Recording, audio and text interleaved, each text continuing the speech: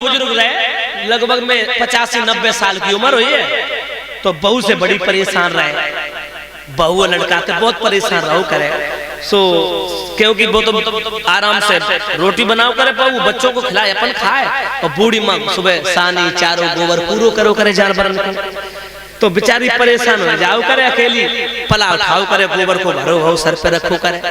तो एक दिन रोए के बोली कि प्रभु सबके काल आए जाते, सबको काल बन के आए जाते, लेकिन हमाओ काल आई नहीं रहो। हम जा चाहते कि परमात्मा मुझे उठाए ले जल्दी, हम जा दुख में अब अपना जीवन काटो ना चाहे, रोजी न रटन लगाओ करे। एक दिन यमराज महाराज ने सुनी, बोले बूढ़ी माँ आवाज लगाती है तो जाना पड़ेगा।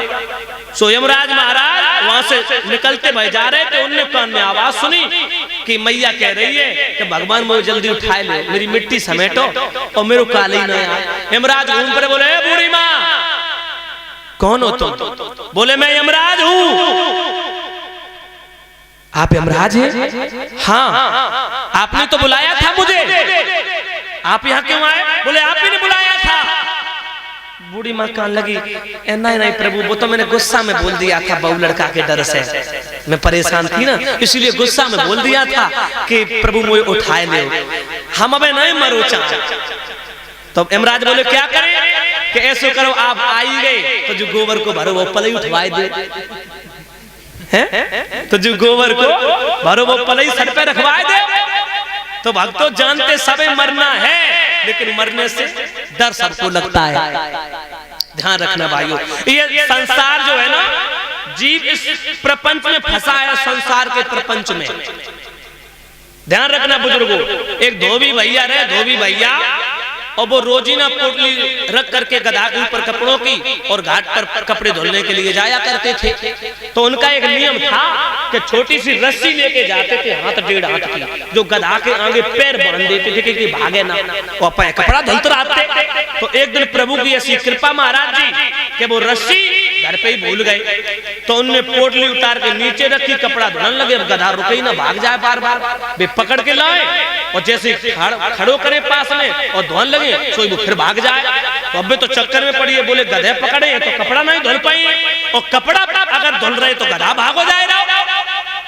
अब तो चक्कर में पड़ी है, तब तक एक महात्मा जी आए, उसी घाट से होते हुए उनने वो दूर से देखो नाटक, दौड़ के आए, बोले क्या बात है रे?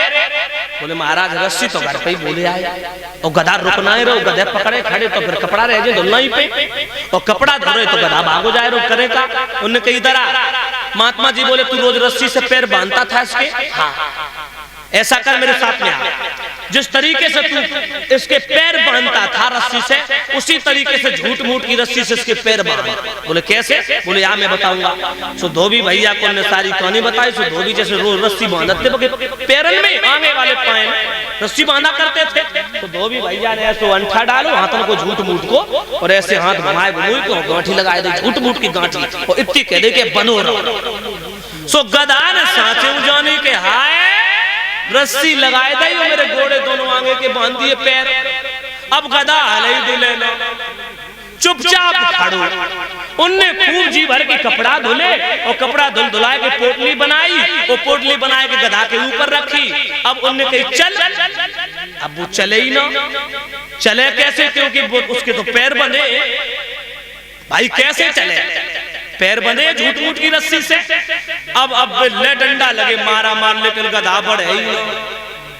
अब धोबी भैया कहने लगे हाय महात्मा जी ऐसी अकल बताइए, ऐसी भाभी फांसी है। अब जो गधा बढ़े ही ना रहो आगे करे का। अब उन्हें ध्यान ही ना रहा कि हमने झूठ मूठ के पेड़ लगाए थे, पेड़ झूठ मूठ की रस्सी से बांधो। अब मार डंडा उनने सब पीठ लाल कर दी गधा की, लेकिन गधा बढ़े ही ना। दौड़े दौड़े गए महात्मा जी के पास में, दूर निकलिए बाबा जी। बोले बाबा जी तुम ऐसी अकल बताया है, ऐसी युक्ति बताया है, गधा बढ़ाई ना रोजन का हुई हो? उनने कही अरे मूर्ख, तूने गधा के पैर बांधे तो बोले रस्सी आती है ना? बोले ना थी तो क्या, तू झूठ मूठ के पेड़ लगाए, झूठ मूठ की रस्सी गांठ लगाई। अब जा तू उसके सामने जाके झूठ मूठ के हाथ फैला और रस्सी झूठ मूठ की खोल, और इतनी कह दिए कि चल। सोई बुझान लिए कि हमारे पेड़ खोल दे। सो धोबी भैया भागे भागे आए, गधा के सामने आए के और उनने आगे प्यारे पेरन के पास में बैठिए और झूठ मूठ के हाथ घुमाए, बोले रस्सी बड़ी टाइट है खुल नहीं रही, और उनने घुमाए घुई के और बस रस गांठ खोल दी ऐसी झूठ मूठ की, बोले चल। सो गधा ने जानी हाय ढील दो, रस्सी खोल दी, सोई गधा चलन लगो। तो भक्तों इसी प्रकार से हम जो आप फंसे हैं इस संसार के प्रपंच में, ये माया है ना, जो त्रिगुणी माया, सतोगुण रजोगुण तमोगुण, ये त्रिगुणी माया में जीव फंसा है। माया के ऊपर कौन नाचता है? ब्रह्म। और माया किसके ऊपर नाचती? हमारे आपके ऊपर। अगर जीव ब्रह्म को पहचान ले, माया का पर्दा दूर हो जाए तो जीव और ब्रह्म मिल सकता है, कोई नहीं रोक सकता मिलने से, लेकिन माया नहीं मिलने दे रही है। अब कुछ लोग सोच रहे कथा तो बड़ी अच्छी हो रही, लेकिन क्या करूं, अब कथा सुनन जा रहे हैं तब तक गैया जी आलू खाए जाए हैं, कथा सुनन जा रहे तो जो जानवर भूखन मच जाए बेचारे, कथा सुनन जा रहे तो नहानो पड़िए और कपड़ा में सूखे साखे ना है, बोले छोड़ो फिर देखे। अब चले आए तो दिक्कत हो जाए, लली लला है नाती पोता इन्हें को खिलाइए, फिर देखे कल सल कथा में। तो संसार के प्रपंच में जीव बहुत बुरी तरीके से फंसा है। जैसे मनारी होता है ना, जब बंदर को पकड़ने जाता है तो सकरे से मोहकी गागर लेता है, सकरे बिल्कुल पतले मोहकी, उसमें चना डाल देता महाराज जी, और चना डालने के बाद में जहाँ बंदर इकट्ठे होते झुंड, वो वहीं रख देता है। अब बंदर आकर के उसमें हाथ डालता है और मुट्ठी भर लेता चना की। जब मुट्ठी भर लेता है तो सकरे मुंह की गागर थी, जब खाली हाथ था तो घुस गया, और जब मुट्ठी बंद कर ली चना भर लिए, अब बाहर नहीं निकल रहा, हाथ फंस गया उस गगरी में। अब सोच रहा चना छोड़े दे रहे, तो फिर चना छूटे जाता, हाथ मुट्ठी खोले दे, और मुट्ठी ना खोल रहे तो गगरी से बाहर नहीं निकल रही। तो इस तरीके से जीव फंसा है संसार के प्रपंच में। बोलिए गोविंद भगवान की। भाइयों, कंस को मरने का डर है। माता बहनों, कंस बैठा है राज दरबार में, एक पूतना नाम की राक्षसी आई, बोली क्या बात है भैया? पूतना से कंस ने कहा, बहन सारी घटना का वर्णन किया। बोले क्या करूं, मेरा काल अभी भी जीवित है, मैंने लाख कोशिश की लेकिन फिर भी मरा नहीं। पूतना बोले चिंता मत करो भैया, मुझे आदेश दो। बोले जितने भी 1 दिन से लेकर के 6 महीना के बच्चे हों सबको मार के आओ। तो पूतना ने हलाल विष लगाया माताओं स्तनों में, और गोपी का रूप बना करके भगवान के पास में पहुंची है मैया यशोदा के आंगन में। कंस को यह भी पता चल गया कि यशोदा के आंगन में अभी नए बालक ने जन्म लिया है, एक अभी हाल में ही 4 से 10 दिन पहले एक बच्चा पैदा हुआ।